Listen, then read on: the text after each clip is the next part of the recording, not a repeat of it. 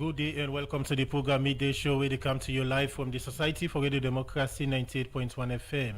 And the same way so they get me live on the internet on www.radiodemocracy.sl. Mina Adeyemi Jackson where they bring this edition of the program Midday Show come to you.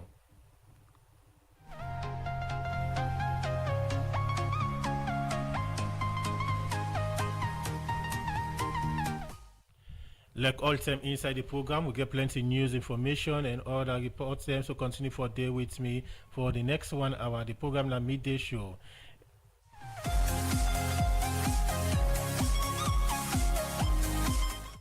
And today inside the program, a studio guest get for talk to the communication officer for UNICEF, when Issa Davis. We go talk about UNICEF 40 years since they don't operate na salon and serve the different support where they don't give to government for women and picking them na the country. You can be part of the program by way you go send message to the number 077-981-981, or you go now we get the Democracy Facebook page. Also you go follow the program live. Drop your comment or question on the issue we will discuss inside the program today. The program na Midday Show.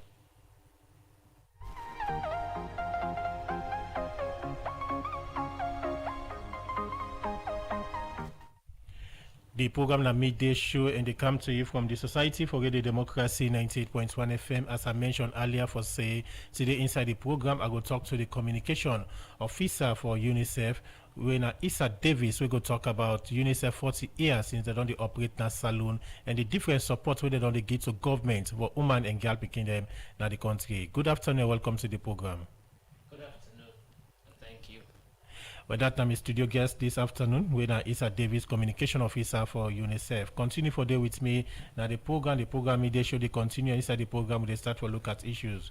The deputy commissioner and the anti-corruption commission for the Augustine for the Gobi say the 2023 state of education report shows say lack of learning material, poor infrastructure, and absence of teachers in a classroom. As some party think that we don't responsible for the poor quality of education in the country. They talk this where if they give the keynote address inside one conference where Network Movement for Youth and Children Welfare Salon all with support from Action Aid, Irish Aid, and other body there for look inside the poor standard of education in the country. I'll be part of this engagement and put these reports together.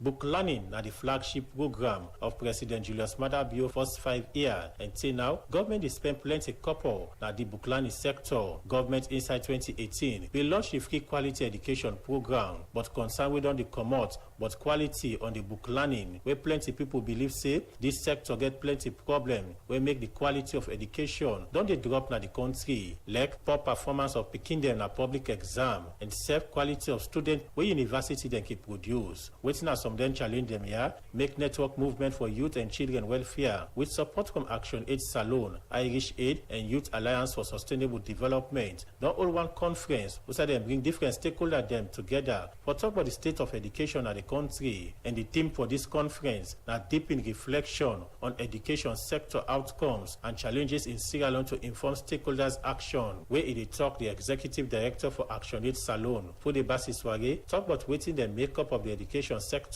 at the country. We recognize that there has been increase in investment in the education sector over the years. Of course, that is partly due to the advocacy we've had over the past 10 or 15 years on education financing with our various partners across the country. But what we also realize is there are still some inherent challenges within the education sector. So basically, what we are doing today is to convene education stakeholders across the countries to just reflect on what is happening in the education sector. We've seen increased enrollment in terms of access. We've seen in terms of budgetary allocation, of course, with the pronouncement of equality education program, we've seen a lot of investment. But why do we still have these challenges? We still have a lot of schools that don't have adequate trained and qualified teachers. We still have schools that are still not approved, not receiving school subsidies. We still have issue around lack of accountability in the utilization of the physics subsidy itself, the amount that comes to the school. We still see a lot of challenges, bureaucracy in terms of the recruitment and allocation and retention of teachers. So the whole lot of that's what we are here to reflect on, to discuss and to see what can we do, to address the seeming inherent challenges in the education sector. Fude Basiswage also talk about what they expect from this conference. So what we expect at the end of the day is we want to come up with policy recommendation. I think this is just the beginning of a very long conversation that we'll be having with various stakeholders. SLTU, we're all here. We want to see profile policy recommendation that we can take forward, discuss with the various actors, Parliament, MBSS and the rest to see this is what we want to change. Because there are some issues or some actions that we can take, and it's possible for us to take those actions and see the result. I think for us, what we want to see is the final outcome is around how can this conversation lead to restoring trust and integrity in the education sector, particularly in public education system. Irish Aid, now one party organization we don't support government for education business, we make the head of development corporation at Irish Aid, Carol Annon, say even though government don't they give support to the education sector, but things say challenge still there, where it believes say responsible for how the education system dey. But there are significant challenges. We've got a very high proportion of the government budget going to education. I think it's about 90% of the education budget is going on salaries. And yet, we have so many unpaid teachers working in schools. I think almost half of teachers in schools are unpaid. And the allocation is very uneven across the country.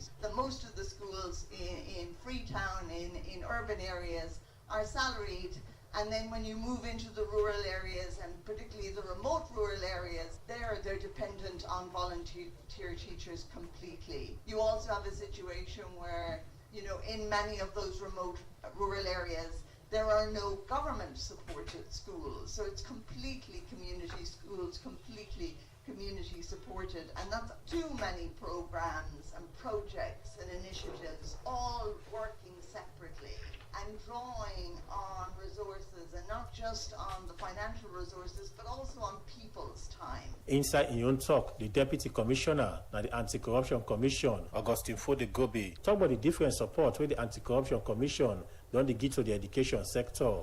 The free quality education sits at the center of government flagship human capital policy initiative, and government allocation to that sector alone has accounted to over 20% of our annual national budget. This, in addition to support from our esteemed donor partners, has continued to make education and national investment priority. Therefore, at the ACC, we have the natural responsibility to pay keen attention to and address any suspected corruption and accountability issues that sector may be plugged in. I'm here to reaffirm that commitment from our end to you all gathered here. We shall continue to be robust in addressing corruption issues in our education and other sectors. They continue for talk about the 2023 State of Education report and the thing that will make the quality of education don't drop in the country. The 2023 State of Education report highlighted concerns such as poor infrastructure, inadequate teaching and learning materials, teacher absenteeism, etc. These issues undermine the quality of education and hinder our progress. We should continue these conversations and ensure the situation improves. Corruption exacerbates these challenges, diverting the already meager resources meant for education on one hand, and of course, and most importantly, the crippling effect of examination and other academic malpractices. The introduction of full-blown corruption offense, academic malpractice section 1283 in the 2019 amendment of the 2008 Anti-Corruption Act, which in effect criminalizes all forms of corrupt practices in the education sector, is a giant step in the direction, as over the period about 20 persons from across Sierra Leoneans have been charged to court for various corruption offenses in the education sector. The Deputy Commissioner and Anti-Corruption Commission, Augustine Fode-Gobe, end up assure member them at the conference say the Anti-Corruption Commission will continue to put system in place for fight against exam malpractice and corruption at the education sector. For the Society for Radio Democracy, Adeyemi Jackson, the report. The program na midday show, and they come to you live from the Society for Radio Democracy 98.1 FM. As I mentioned earlier, say today inside the program, go talk to the communication officer for UNICEF, when Isa Davis. We go talk about UNICEF 40 years since they start to operate na saloon and the different support we they give to government for women and picking them in the country. Once more, good afternoon and welcome to the program. Good afternoon, and Fambule, Ona, good afternoon also. UNICEF now one part of the UN agency them where they operate na salon. For listeners and viewers of Radio Democracy, let we go back and start to reflect like when UNICEF start to operate na salon. Okay, yeah, that's a very good question. So I will just start from UNICEF Global. UNICEF, they found them in 1946, just after the Second World War, for respond to the emergency needs of children affected by that war, mainly nutrition, and give the pikin the health and the protection we they need. But as time goes on, it expanded to other countries, and now we are in more than 190 countries and territories across the world. And in Sierra Leone, UNICEF, then found them in 1985. And mainly they do nutrition programs like them breastfeeding and then they give plumping nuts to them malnourished picking them, and then we do immunization program, and from 1985 1986 to 1990, and then we don't expand the program now to cover education, primary health care, rights of the child. And remember say 1989 they ratify the rights of the child in the world, and Sierra Leone is a member of that, and UNICEF was here, and UNICEF be very instrumental in pushing that agenda. In 1991, 1992, the start of the Civil War, again, UNICEF came to light. UNICEF was very instrumental for pulling them, picking them away, then child soldier there, for pulling them behind rebel lines, for pulling them at the bush, help in facilitating their reintegration into society after the disarmament and demobilization. And we send them back to school, and some of them they come out very successful, and some of them land trades. So that was a very good partnership with the government. Let me just remind you, in all of this we are in strong partnership with the government. Okay. So the government is a very strong pillar. So 2003 to 2007, with country program also they talk about health and essential services, and we education, water and sanitation, and child protection. Then from 2008 to 2013, it's again education, child protection, water and sanitation, and child survival and development. Then 2014 to 16, we experienced the Ebola outbreak, and so we respond massively to the Ebola outbreak.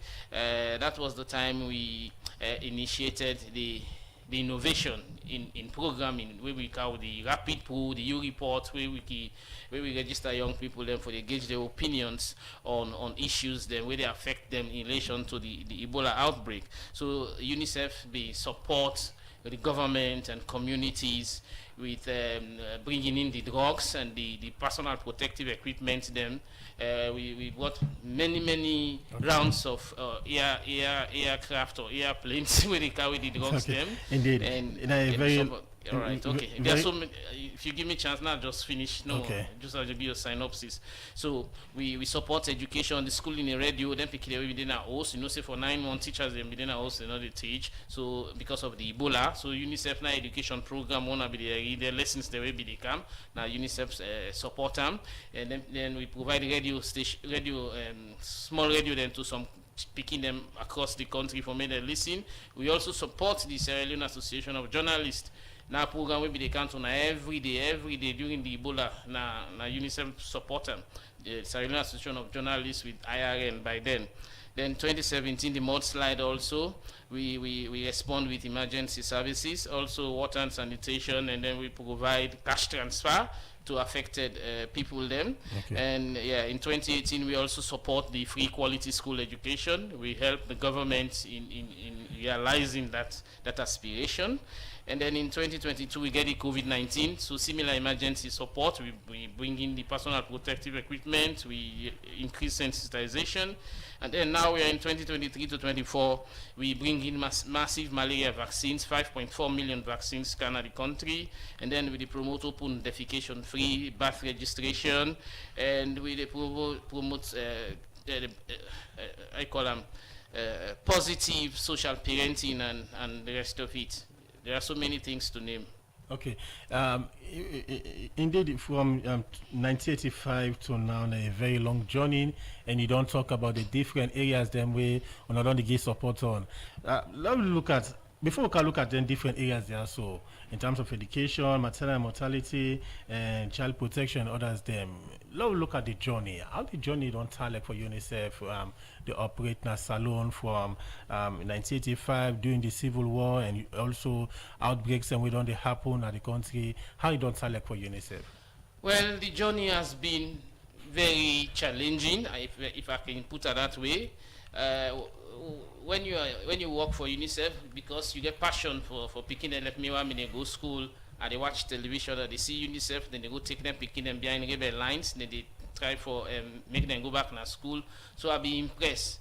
And I be like the way they do them well body campaign, them breastfeeding campaign, and then if I feel them, so I'll be impressed. So I get a lot of information about that. So that's motivated me to work for picking them. So the journey no really easy because we were the UNICEF no left. Some other organization they then go or then scale down. That was the time UNICEF increased operations and UNICEF braved the situation. UNICEF went behind the rebel lines. UNICEF brought in more staff for making them help for respond to the needs of children because we do work for the best interest of the child. That's our mantra, in the best interest of the child. So the child's interest should be paramount. So no matter what, although we're concerned about our personal safety, but putting the interest of the child is our priority. So we also push for the Child Rights Act of 2007, where Parliament be ratified, although we are pushing for certain things to be embedded in those rights. So again, it's a challenge because we do not always get what we want in advocacy. Advocacy is a win-win situation. We may be pushing the agenda for children, but sometimes it hit rocks, you know. So we just have to sail through. Okay, let me look at education. When they provide support on basic education, what are the different support here so UNICEF don't they provide over the years when it comes to education? Okay, so let me just take it by segment and category. For education, during the war, UNICEF they try for picking them from we trap in rebel lines or behind rebel lines for make them go back to school. And the school, we know say school then we don't destroy them. So they be instituted they call comprehensive rapid education, CREPS. So they build temporary schools them and UNICEF buy the books, the stationary materials for picking their way no get uniform self. So then they go school. We they support the teachers them. Then post-war UNICEF begin build the schools then. We build the school, we receive support from many multilateral institutions and our donors in several countries across the world. And we build schools, we train teachers. We have been training teachers for primary because our basic education nowadays we mandate stop. And then we train teachers there for teach picking them. Now we don't escalate the program to what we call early childhood education. ECD. So we don't build over 60 nursery school left. Now, so I go put another across the country. Across the country, we call them preschool ECD. So with support from the GPE, that's the global program for education. So right now, if we build about 5 across Bond Island, far away. Last week I just come on the island and they now water, brave water, and go all then remote part then they, and I meet speaking them, and I was very impressed with the work where they go on. And yeah, so go the last mile, they reach the last picking in the last mile. Some of their support here, so mainly the target picking them within a primary schools. What about picking them within a junior, senior, and up to university? Will not cater for them as well? No, we say basic education. You know, basic education is from so now within the primary category. Primary and secondary. Secondary JSS. Now they provide similar support. Similar support. So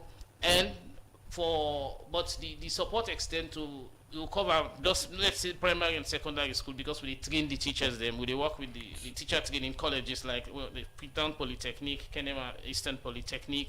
So for training teacher them periodically from time to time, so that then go teach them picking a new development. You mentioned about say when they build schools and other things. When I get the data, we go show like the number of schools that we UNICEF don't build and they picking them. Won't all the support? Yes, for the schools they don't build the normal traditional schools. We have built in the hundreds.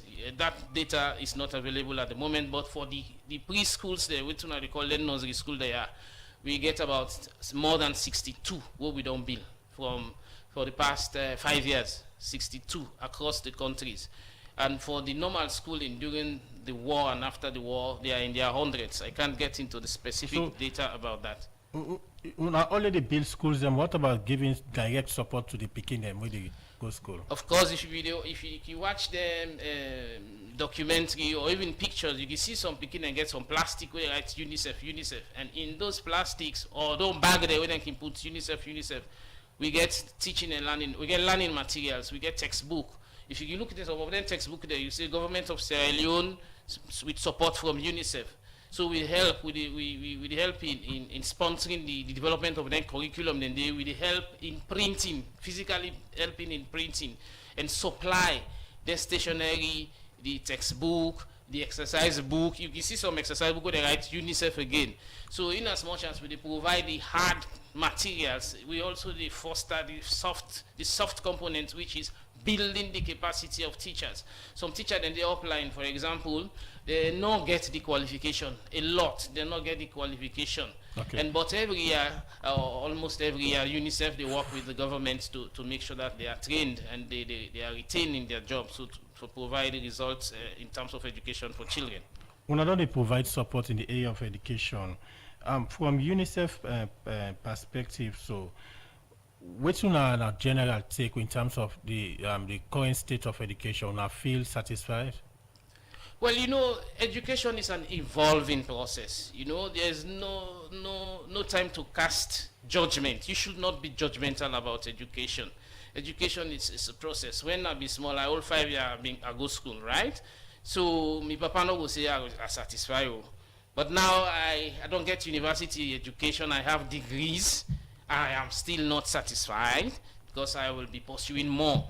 So, but if you assess me 35 years ago and now, you go say, yes, I don't try. So, if we look at where we started from education, some 40 years back and now, yes, we go say, we don't try. And we are happy with the progress we are making with the government. You see, the free health quality education was launched, and we have more than 1.4 million Pikidem we access that quality services. So that was a result of strong advocacy with UNICEF. In name na Issa Davis, the communication officer for UNICEF. Continue for day with me in the program. When I come back to you, we can look at the area of maternal and child health, and also the support on child protection, and also water and sanitation.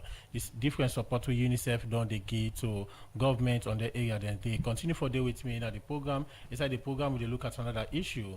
The European ambassador to Salone, Jacek Jankowski, don't call on traditional people, religious leaders, them for come together for EPTAP, sexual gender-based violence at Salone.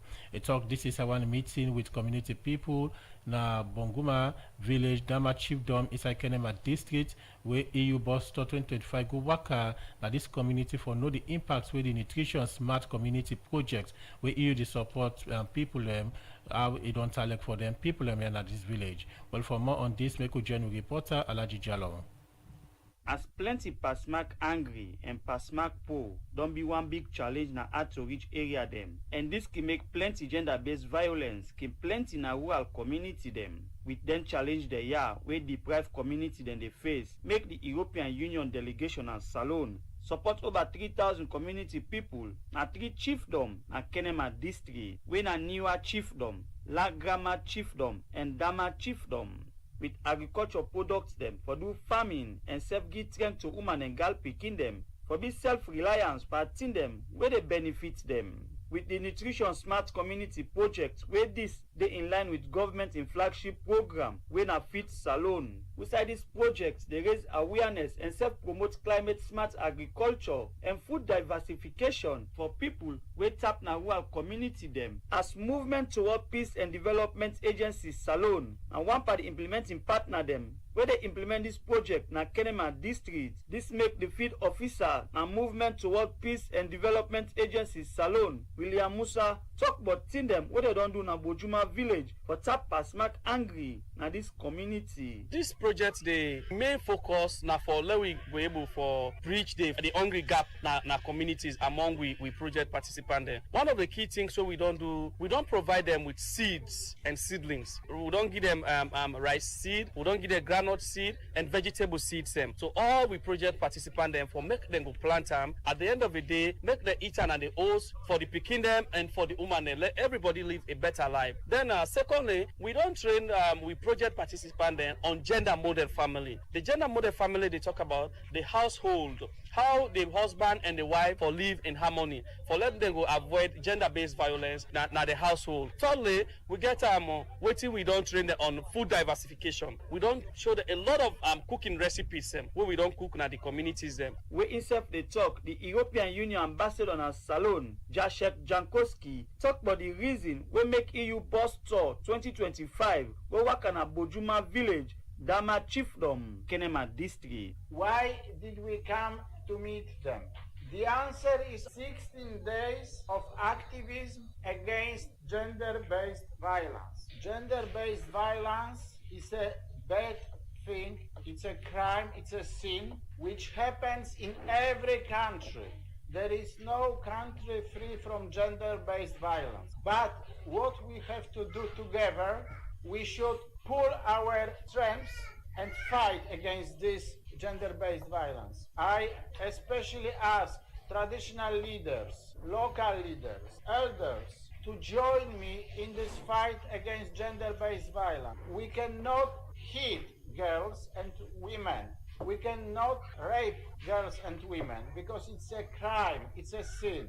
After that statement, I be meet and talk with community people we benefit from this project and ask them how this project don't contribute for change their life and at this them be get for say. The projects were in be the team with Ranga Ojima village. But from where the projects come, we begin harvest daggers. We dey harvest potato, we get plenty. So from that thing, the food will be they get some now, but we don't know how for use it. But from the time where they can, where they land we able know say that food land is good for we life. So we able manage from the food. So time they come on, so if we know they able cook rest, and that food they no more go together. We able process we eat. I not be even get bicycle, but presently as I dey talk, I get motorbike on my own. Now true from that GMF training where I learn, me na one of the man where I dey proud say I get kitchen garden. I get variety of food crops na me kitchen garden. Now based on the training where I undergo from Mupada, make I able create that garden. We dey suffer na follow get money sef bring na problem. You know easy follow get money. If you want get money pass you broke banga. Now from that banga they would get money. We dey men we picking it. You know easy for we the sufferness. Then people end up for call on government for consider them a Bojuma village, Dama Chiefdom, Kenema district. As they say, poor road network don't be one big challenge. Now then Chiefdom and also call on European Union delegation as Salon for bring more development. Now then Chiefdom for the Society for Radio Democracy. Me, na Alaji Jalo, they report. And the program now midday show they come to you live from the Society for Radio Democracy 98.1 FM. I still get Issa Davis, when a communication officer for UNICEF.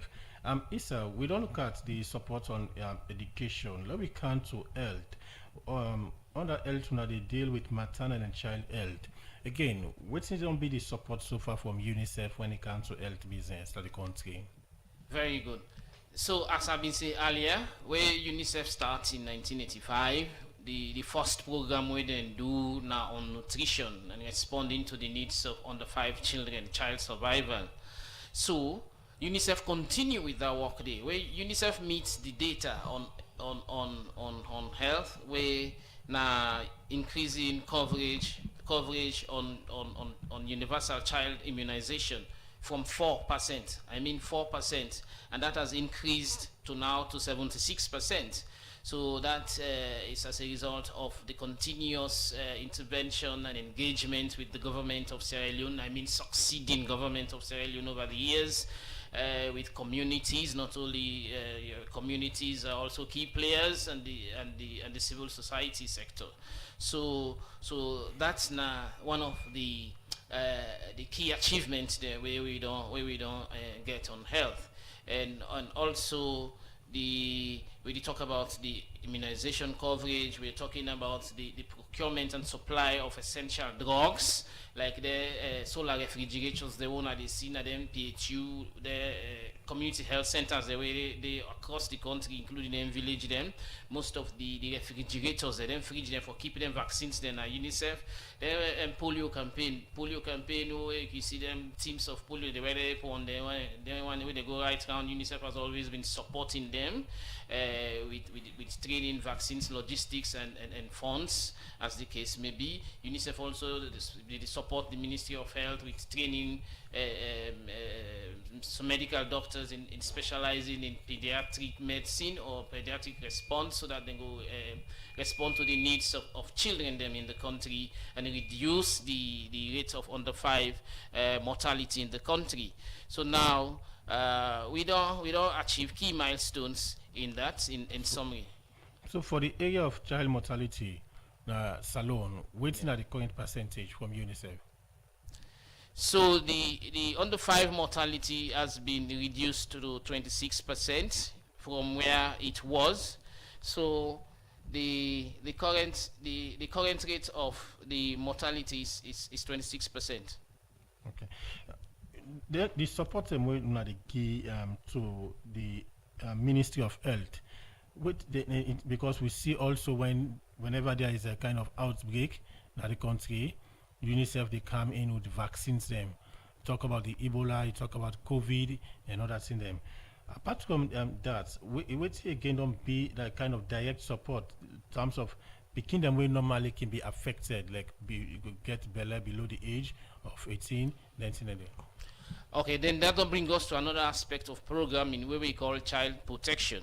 So again, UNICEF they work with the Ministry of Gender and Children's Affairs, and to some extent the Ministry of Social Welfare. You know, they don't separate them now. So we get what we call positive parenting, where we help or work with communities them for make they adopt positive behavior and how for nurture them, picking them, how for promote positive and good way of upbringing, and we promote engagement and community sensitization, so that picking them no go they be drop out of school, then will remain girl picking will remain in school and complete their education. We promote that kind of advocacy day, so that picking them not go they get belay and they will remain in school. So we work with government hand in glove on that kind of thing and they also. What about the area of sexual and gender-based violence? Picking them with sometimes they can be raped by them family members, and also women them they facing gender-based violence now the various homes. Well, I will let me limit on to picking them and adolescents. Picking them and adolescents, because that's a mandate. For the woman there, I will left on for UNFPA, because UNFPA that they deal with reproductive health. Okay. So I will left the woman side, but picking with the 18 years and below or 19, then adolescents, I will concentrate on that. So we get programs them in several communities across the country on gender-based violence. So we will launch a toll-free line. I think it was 116, where people can call and report cases, confidentially report cases on gender-based violence, and then the calls will be directed to the right respondent or the right people or actors where they take action for make sure that they address their situation and they in communities. So we also create safe spaces for children, them for picking them, girl picking them way feel threatened, sexually threatened or sexually intimidated in their communities, so they can get us, or picking their way, then people and them because of the get belay or something like that. We create a safe space there with the land and skills, together with the Ministry of Gender and Children's Affairs, the land and skills, so that they will learn something with there, and they work and learn them life skills about leadership, so that they go back to society, go back to school, and contribute to the realization of their potential and be somebody tomorrow and help the country for develop. The 116 toll-free line we want to set up, they operate as we talk now? Yes, they operate as we talk now. So if it's possible calling, I'm sure there are people who could respond, except otherwise, but it's supposed for the work. Okay. Continue for the with me at the program. In name is Isa Davis, Communication Officer for UNICEF. Inside the program now, we go for this break. When we come back, the program midday show will continue.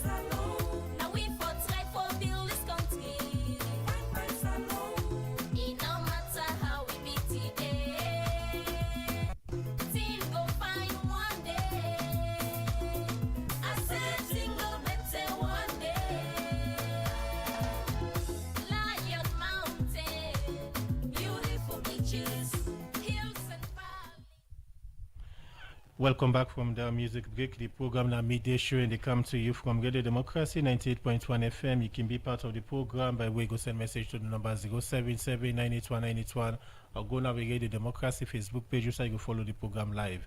They still get Issa Davis, we are the communication officer for UNICEF. We don't talk about the different support we don't give to government for CC the help support women and picking them the country.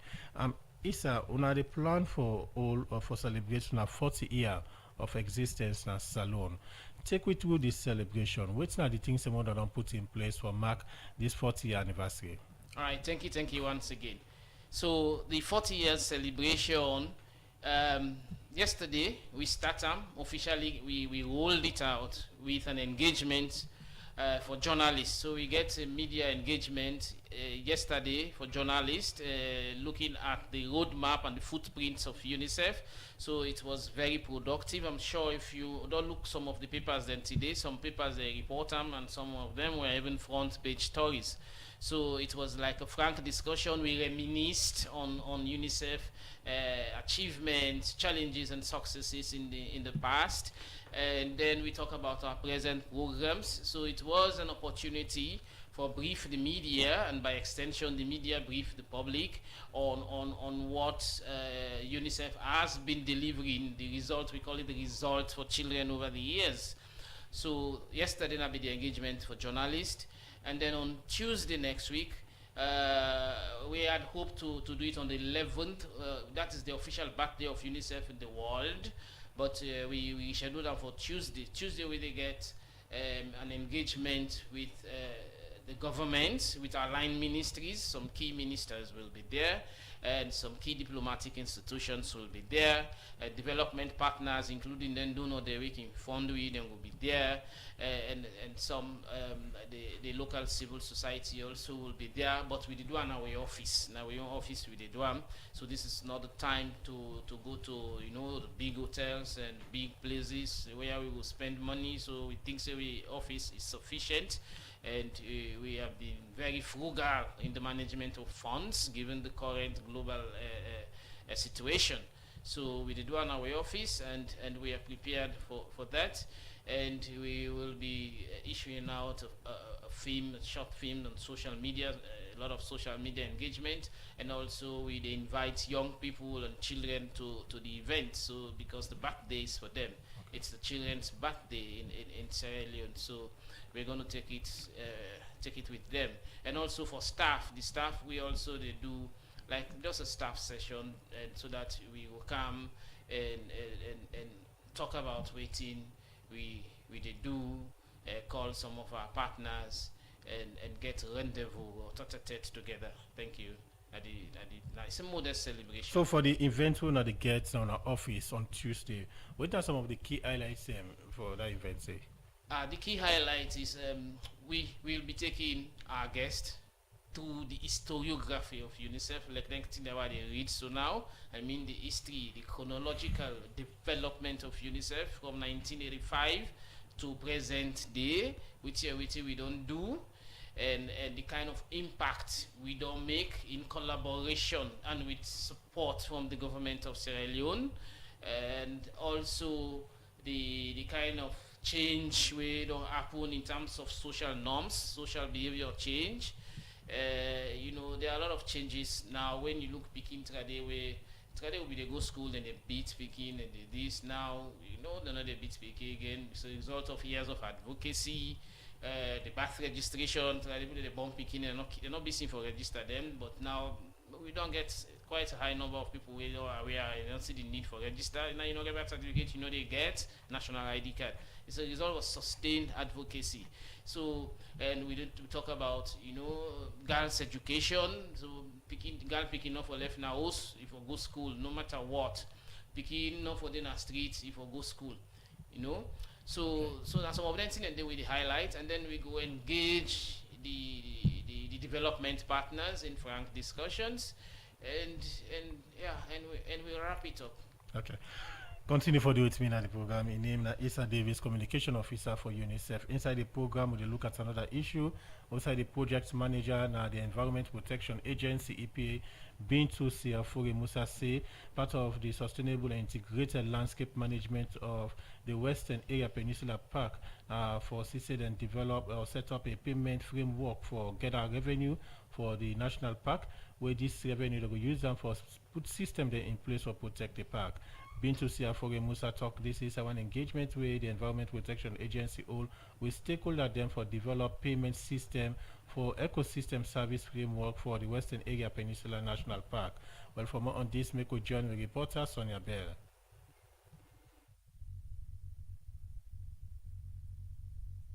The Western Area Peninsula National Park now one per Salon most reserve area where aim for draw tourist attention as well as people wey tap na the country for explore the beauty of nature.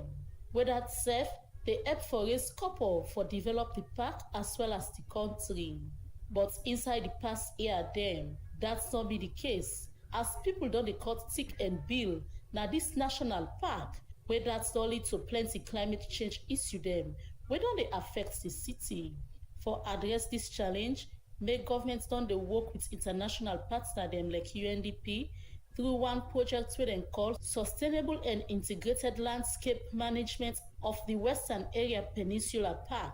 Na for sake of this project make the Environment Protection Agency dey work now with stakeholder dem for develop wetin dem call Payments for Ecosystem Services Framework for the Western Area Peninsula National Park. The project manager na the Environment Protection Agency, Bintu Siafuri Musa, starts for explain more. The Sustainable and Integrated Landscape Management of the Western Area Peninsula Park. It's a project that actually is implemented by the Ministry of Environment with support from UNDP, CHEF project, and it's a 5-year project, and it's been implemented by 5 other responsible parties that are implementing together with the Ministry of the Environment and Climate Change, and EPSL being one of the responsible parties.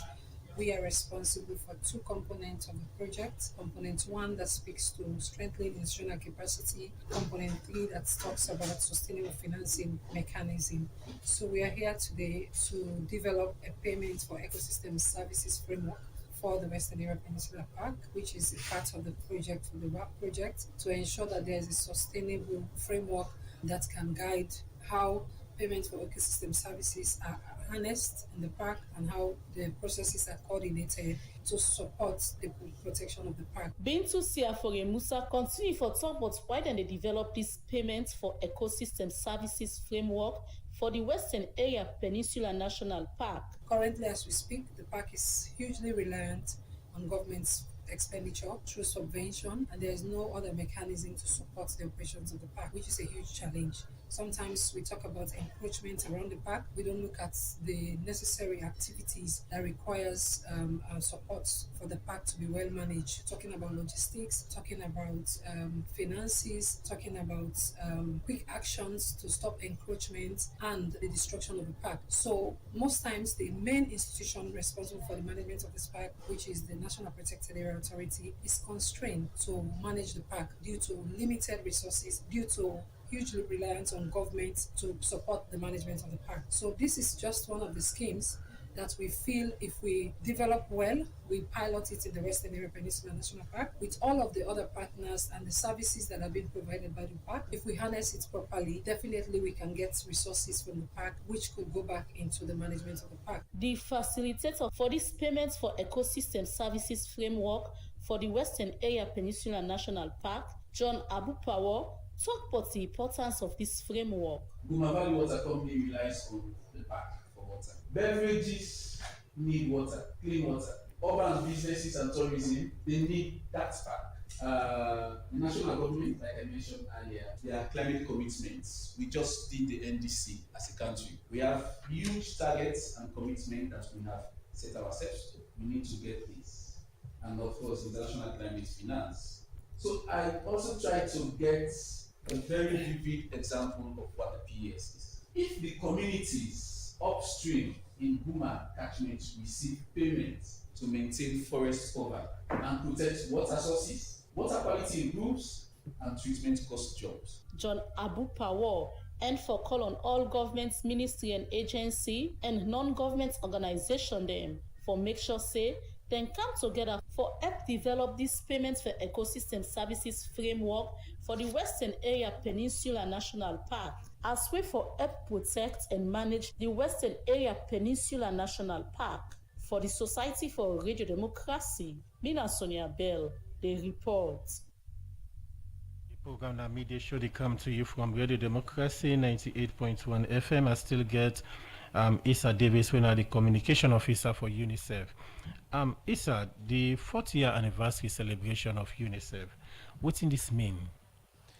Yes, the 40-year anniversary or the 40-year birthday of UNICEF, it means a lot. They can say a fool at 40 is a fool forever. So it means if you don't 40 years, you never will do one better thing in your life.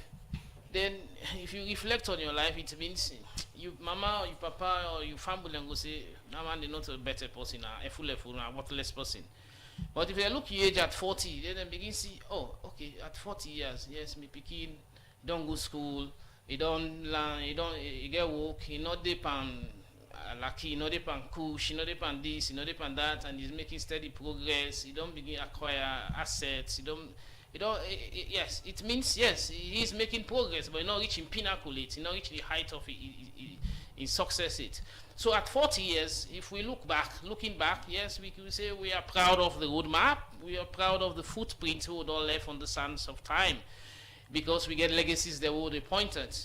We get both hardcore legacies and the soft component. We have molded individuals, we have molded groups. We help in establishing this Children's Forum Network, which we call CFN, and that was in 2001. And it will interest you to know that the first president of that Children's Forum Network is the current Minister of Information and Civic Education, Chelno Ba. So he's a UNICEF baby. UNICEF helped in molding him. And some key people who are young people in government were also part of that Children's Forum Network. So we are proud of the kind of impact we don't create in young people's life, in the lives of children. We are proud of the lives they will help for save. Then people they die needlessly. Because you go up like you see people they die. So it's a small vaccine in need, vaccine against tetanus. If you're not available, boom, they die so. or if boats not available for cross now picking from one point to another, I die. So when I start for work, I see some boats in a burnt highland, two big boats there, we call them sea ambulance. So from one island, you come out like from York, for example, you want go na Mboki Island, for example. But the woman don't one born, Ebukana, the main burnt island. So them sea ambulance, they be there, 44 horsepower, they just they fly in the water and bring down and they come to rescue. So all around the UNICEF, we don't put them in place. So we proud, and I'm sure if you want to get honest feedback about UNICEF, as the third party asks people, and people, I'm sure they will tell you that yes, they are satisfied. With and you think UNICEF don't do well? Of course, yes. Okay. Yes. Let me look at UNICEF after 40 years, or moving forward. We don't see what don't happen across the world. We are in big nations, then we don't give support. Don't withhold the support or don't reduce the support we they give. Because of this, don't affect other organizations. Them, you talk about, of course, USAID. Because of the support we the government withdraw, we see how it affects the organization. So UNICEF, how UNICEF don't position itself, especially in Sierra Leone, for continue for the GI, then support them here, so amidst the current global challenge? Very good question. I have always anticipated this question in any media engagement. Okay, so UNICEF globally at headquarters level, UNICEF don't take a number of steps, strategic steps for make sure that we realign our programs, we reposition ourselves, and still remain fit for purpose. One of those things is to look at the finance, global finance, it all reduced by 20%. So, but UNICEF globally concerned about the country office. Then are we within the Sierra Leone, the Liberia, the Haiti, the Somalia, then third world country outside UNICEF programs, then the Sudan, outside picking the die of war right now. So we they're concerned about that. So we do like a 10% reduction in staff generally in Sierra Leone, and more than that in the world, in other countries, but we still remain fit for purpose. And then we try to be frugal. Frugal, I mean, manage with you, man, say, now for manage with you get so that you go left angry, make you still get some time for sleep. So manage, so we know how we spend.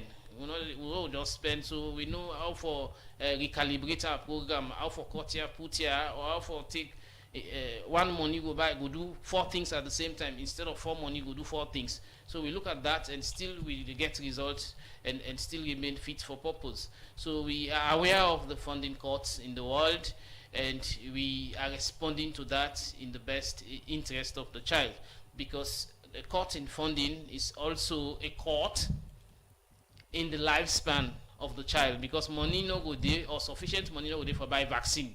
Then polio vaccine where they come, then tetanus vaccine where they come, then rubella vaccine where go come. Or money no go there for build more schools, or for buy more books. Or money no go there for train more teachers. So or money no go there for train health workers. So in other words, you try for reassure people where they listen to you and watch you now Facebook page say, despite the current economic challenge across the world, UNICEF will continue for operate and stay in a salon?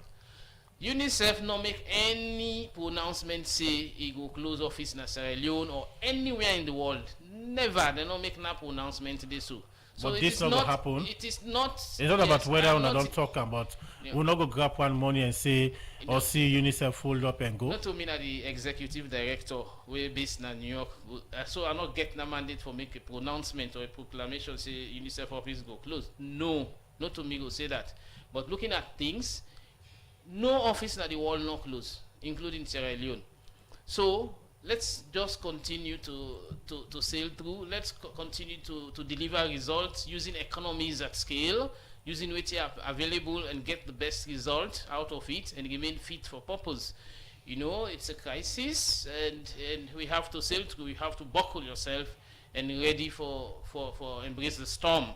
So UNICEF not lose anywhere in the world. We still remain there, and yeah, we'll continue to work. Now we look at how the path don't select between UNICEF and government. Una they work with different MDSM.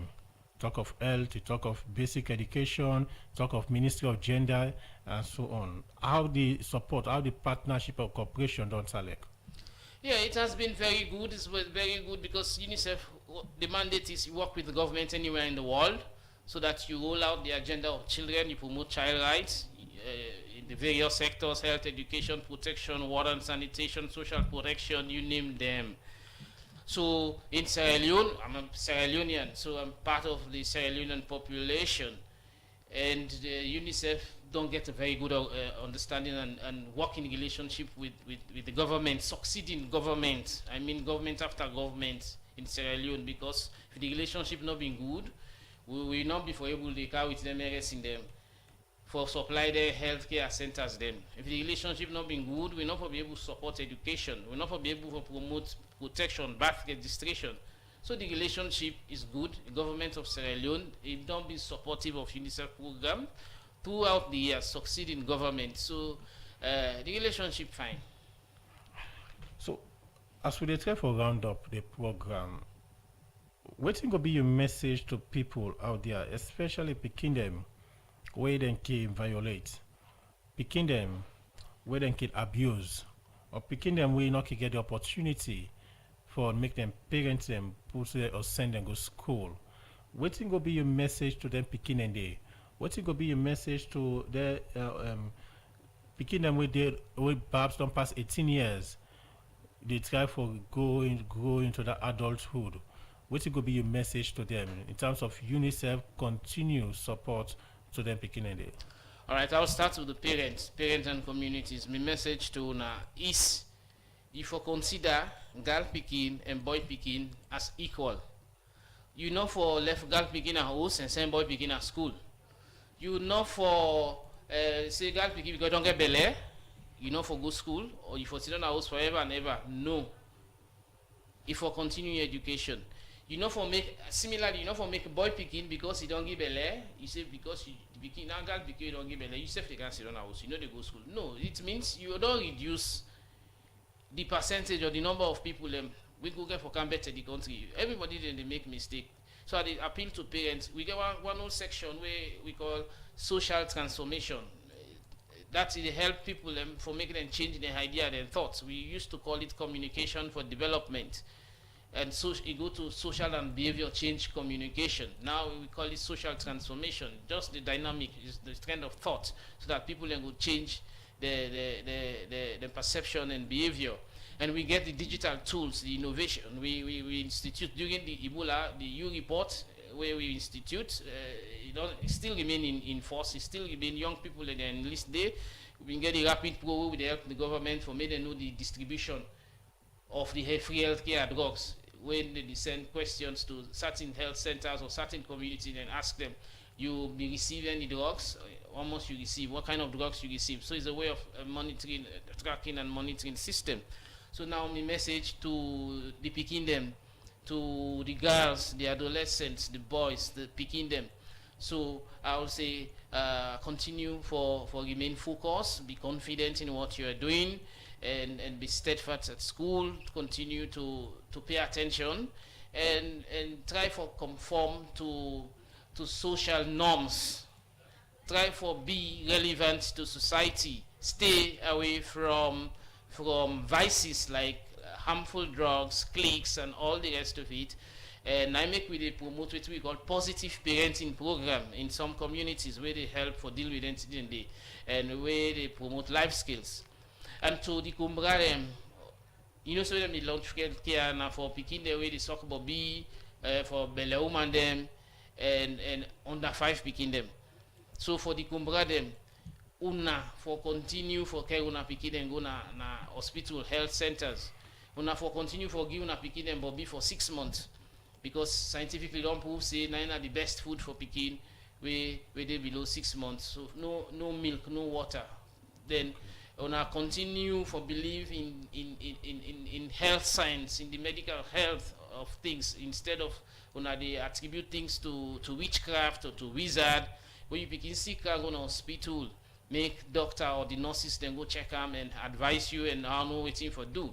So with all them behavior, in as much as we will bring out millions of medicine them, but if the behavior not change, then it will be just like throwing water on dogs' back, like a waste of time. So now make we complement the effort then they with the social and behavior change aspect. So then they appeal directly with the communities, to the chiefs, to the Kumbra there, to the groups them, where the civil society groups and the community for me to help in promoting positive behavior change, so that we all complement to the development agenda of the country. Okay. In name na Issa Davis, and in the communication officer for UNICEF. We don't take we through UNICEF 40-year existence as Salon and the support we they don't give to government, as well as the 40-year celebration where they plan for all by Tuesday next week. One for say plenty thank you to you, and wish you now all the best. Thank you to you, and thank you to Fambulem for where una listen, and we wish we all happy birthday, all the beginning of Sierra Leone. Now we birthday, it's a happy birthday for us. Thank you. Issa Davis, communication officer for UNICEF. Plenty thank you for will you be part of the program today. Well, now we go bring down the curtain for today's edition of the program Midday Show. Plenty thank you to my producer Sabtu Kalon. Plenty thank you to DJ Lulu for technical support, and Megi Kamara Bangura we make on see we live on our Facebook page. So till we meet again, Mina Adeyemi Jackson, they say goodbye.